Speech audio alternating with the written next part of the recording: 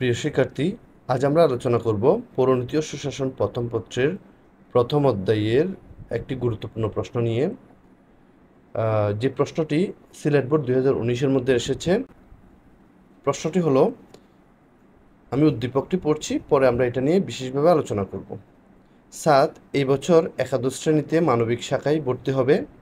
সে তার পাঠ্য বিষয় হিসেবে এমন একটি বিষয় পড়বে যা রাষ্ট্রের একজন নাগরিক হিসেবে ব্যক্তির কার্যাবলী ও অধিকার সম্পর্কে আলোচনা করে। পাশাপাশি এই বিষয় অধ্যয়ন করে সাদ সুনাগরিকতার গুণাবলী, নাগরিকের দায়িত্ব ও কর্তব্য এবং রাষ্ট্র সম্পর্কিত বিভিন্ন বিষয়াদি জানতে পারবে। এই উদ্দীপকটি সিলেট বোর্ড 2019-এর মধ্যে এসেছে। এই উদ্দীপক থেকে কোন কোন প্রশ্নগুলো এসেছে আমরা একটু দেখে নিই। আমরা জানি একটা উদ্দীপকে 4টি প্রশ্ন থাকে, ক, খ, গ, ঘ। কোন 4টি প্রশ্ন এসেছে সেটা একটু দেখে নিই।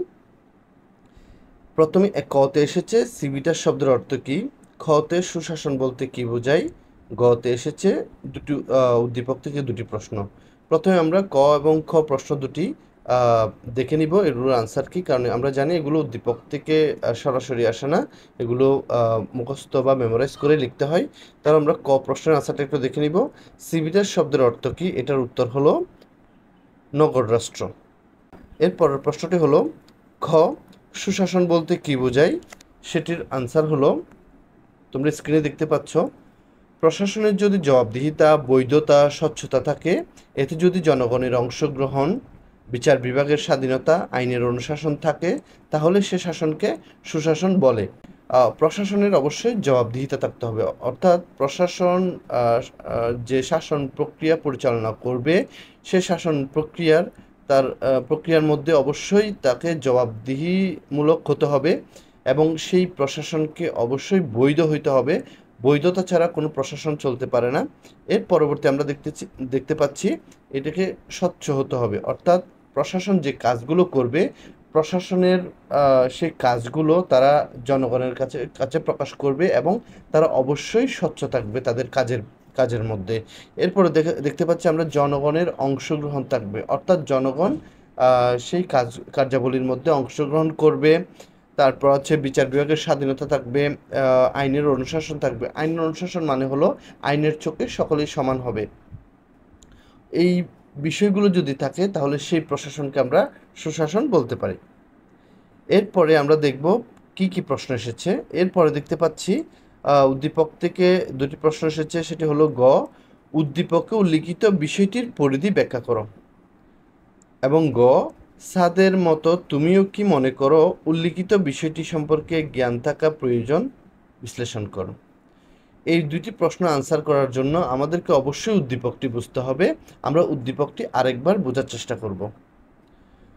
সাদ এই বছর একাদশ শ্রেণীতে মানবিক শাখায় ভর্তি হবে, অর্থাৎ যে বিষয়টির কথা বলা হচ্ছে সেটি একাদশ শ্রেণীর একটি বিষয়।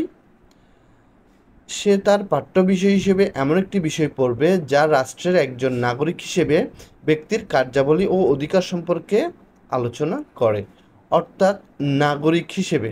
এখানে নাগরিক শব্দটি খুবই গুরুত্বপূর্ণ। আমাদের এমন একটি বিষয়কে চিহ্নিত করতে হবে, একাদশ শ্রেণীর এমন একটি বিষয় যে বিষয়টি নাগরিক সম্পর্কে আলোচনা করবে। আমরা আরেকটু পরে গেলে পাশাপাশি এই বিষয় অধ্যয়ন করে সাদ সুনাগরিকতার গুণাবলী, নাগরিকদের দায়িত্ব, কর্তব্য, রাষ্ট্র সম্পর্কিত বিভিন্ন বিষয়াদি জানতে পারবে। অর্থাৎ এখানে সুনাগরিকতার যে গুণাবলীগুলো আছে সেগুলো জানতে পারবে, ওই বিষয়টি পরে নাগরিকতার যে দায়িত্ব, কর্তব্য আছে সেগুলো জানতে পারবে এবং পাশাপাশি রাষ্ট্র সম্পর্কিত বিভিন্ন বিষয় জানতে পারবে। তাহলে এখানে আমরা কোন বিষয়কে ইঙ্গিত করছে সেটা আমরা স্পষ্টতই বুঝতে পারছি, কারণ একমাত্র একাদশ শ্রেণীর মধ্যে নাগরিক সম্পর্কিত আলোচনা এবং রাষ্ট্র সম্পর্কিত আলোচনা আছে পৌরনীতি ও সুশাসনে। তাহলে আমরা এখানে বুঝতে পারছি এই উদ্দীপকটিতে পৌরনীতি এবং সুশাসন সম্পর্কেই আলোচনা করা হয়েছে। তাহলে আমরা যদি এখন গ এবং ঘ প্রশ্নের আনসারগুলো দেখি। উদ্দীপকে উল্লিখিত বিষয়টির পরিধি ব্যাখ্যা করো। তাহলে এইখানে আমরা লিখব যে উদ্দীপকে আমরা বুঝতে পেরেছি এখানে পৌরনীতি ও সুশাসনের কথা বলা হচ্ছে। আমরা এখানে পৌরনীতি ও সুশাসনের পরিধিগুলো আলোচনা করব। আমরা যদি পয়েন্টগুলো আমরা একটু দেখে নিই। পরিধির মধ্যে আছে নাগরিকতা বিষয়ক, মানব সভ্যতার আদি সংগঠন সম্পর্কে আলোচনা, রাজনৈতিক প্রতিষ্ঠানসমূহ সম্পর্কে আলোচনা, সাংবিধানিক অগ্রগতি বিষয়ক আলোচনা, সামাজিক ও রাজনৈতিক বিমূর্ত বিষয় নিয়ে আলোচনা, সুনাগরিকতার বিষয় শিক্ষা, নাগরিকতার স্থানীয় দিক, নাগরিকতার জাতীয় দিক, নাগরিকতার আন্তর্জাতিক রূপ সম্পর্কে আলোচনা, রাজনৈতিক তত্ত্ব, রাজনৈতিক ঘটনা ও আন্দোলন নিয়ে আলোচনা। তোমরা এই বিষয়গুলো ওই পরিধির মধ্যে আলোচনা করলেই তোমরা এই প্রশ্নের উত্তরটি সঠিকভাবে দিতে পারবে। এর পরবর্তী প্রশ্নটি হলো, সাদের মতো তুমিও কি মনে করো উল্লিখিত বিষয়টি সম্পর্কে জ্ঞান থাকা প্রয়োজন? বিশ্লেষণ করো।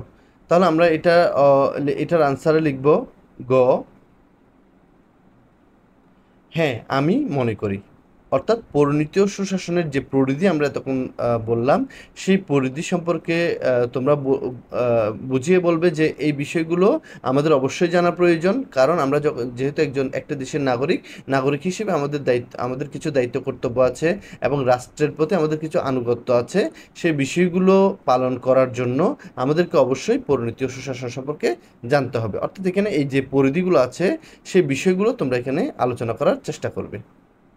আশা করছি প্রশ্ন উদ্দীপকটি যদি তোমরা ধরতে পারো তাহলে প্রশ্নের আনসার করাটা খুব সহজ হবে। সকলকে ধন্যবাদ।